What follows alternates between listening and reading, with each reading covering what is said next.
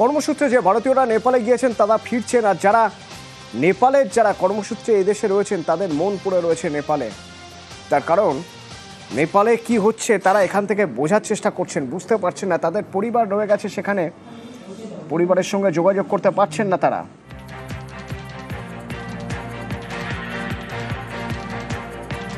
কথা হলো তো খুব মানে দয়নীয় স্থিতি। আমি তো জানতাম না, শুনে একটু অবাক লাগলো এত কিছু হয়ে গেছে নেপালে। কাঠমান্ডুতে একদম চরম লেভেলে আন্দোলন চলছে।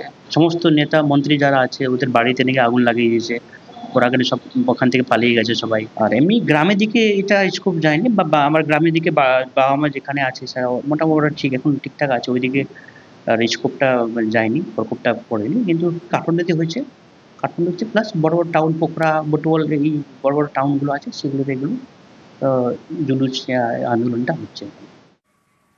পানি ট্যাঙ্কি সীমান্ত সেখানে, ওদিকে নেপাল পুলিশ, এদিকে এসএসবির মধ্যে টহলদারি চলছে। সেই পানি ট্যাঙ্কি সীমান্তে রাজ্যপাল CV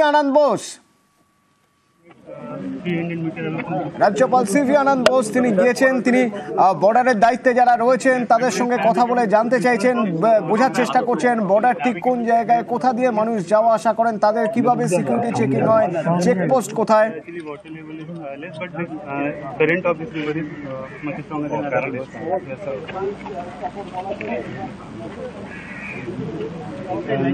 How many kilometers do we have border with Nepal?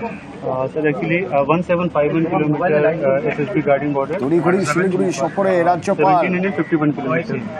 চলে যান পানি ট্যাঙ্কি সীমান্তে। সরাসরি সেই ছবি দেখছেন।